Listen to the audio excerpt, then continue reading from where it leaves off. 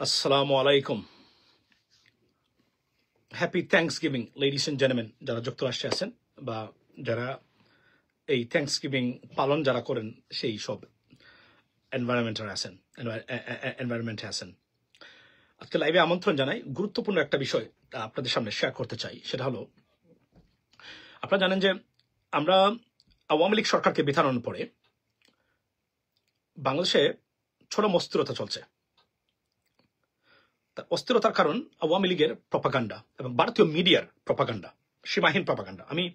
আপনি যদি যান এখন ভারতীয় মিডিয়াতে এবং টুইটারে, আমি এমন মিথ্যা প্রপাগান্ডা কোন দেশ এবং ব্যক্তিকে নিয়ে হতে পারে, ডক্টর মোহাম্মদ ইউনূসের কথাই বলছি, আমি আমার জীবদ্দশা কখনো দেখিনি। Ladies and gentleman, unbelievable.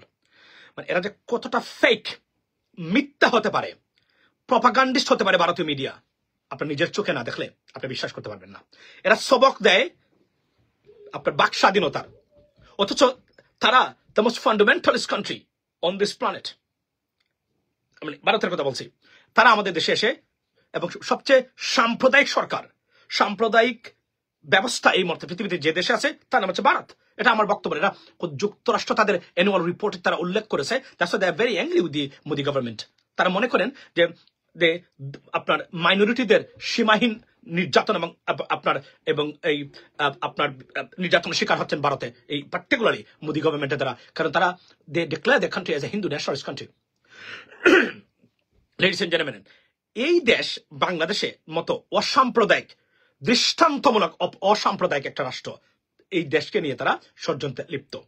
আজকে ISKCON is not a religious organization, it is a political organization. এবং ভারতীয় আগ্রাসন বা সাম্রাজ্যবাদকে বিস্তৃত করার জন্য ইসকনকে ব্যবহার করা হচ্ছে বাংলাদেশে। ওয়াই? ইসকনকে দিয়ে সাম্প্রদায়িক দাঙ্গা সৃষ্টি করে এবং সেই দাঙ্গা সৃষ্টি করে সেখানে ইন্টারভিন করে বাংলাদেশে অস্থিরতা এবং তাদের এজেন্ট যারা আছে, তাদের যে এজেন্ট ছিল, এদেরকে আবার পুনঃপ্রতিষ্ঠা করা। আমি আওয়ামী লীগের কথা বলছি, বাংলাদেশের রাজনীতিতে দিস ইজ দ্যার মেইন গোল।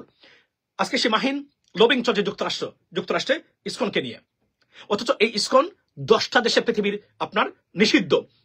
তখন আপনাদের প্রতিক্রিয়া কোথায় ছিল? ভারতীয় মিডিয়া বা ভারতের যারা আছেন বর্তমানে, যারা প্রতিক্রিয়া দেখাচ্ছেন, দেখান আপনারা নন মুসলিম দেশেও তারা সেখানে আপনার সেই সব দেশে তারা আপনার কি হয়েছেন, এই ব্যান হয়েছেন। এর মানে হচ্ছে পৃথিবীর 10টা দেশে একটা সংগঠনকে ব্যান করা হয়েছে। এর মানে এটা ভালো সংগঠন নয়।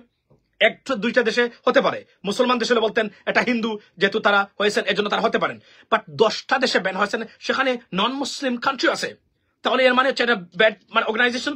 সো দেয়ারফর, এবং আমি আজকে সরকারকে বলবো যে ইসকনের প্রতি যে অনাস্থা, অবিশ্বাস, দ্বন্দ্ব সৃষ্টি হয়েছে, এটা এখন ইসকনের মন্দিরে যদি প্রতিদিন কোরআন শরীফ পড়া হয়, বাংলাদেশের মানুষ বলবে না এখানে খারাপ কাজ হচ্ছে।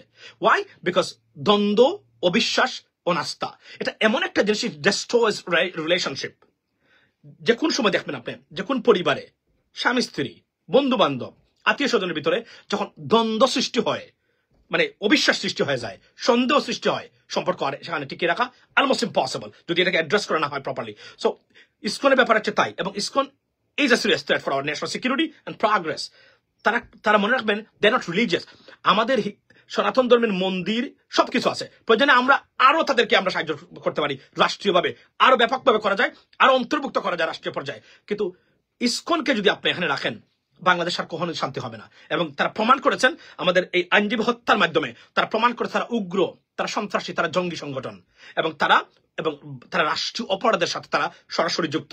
এবং যে ব্যক্তিকে গ্রেফতার করা হয়েছে ইসকনের হেড, উনি একজন চরিত্রহীন শিশু বলাৎকারী, উনি একজন সেক্সুয়াল বা আপনার অ্যাসল্টকারী, প্রত্যেকটা অপরাধ তার, এবং ইসকন থেকে ওনাকে বহিষ্কার করে দেওয়া হয়েছিল এর আগেই।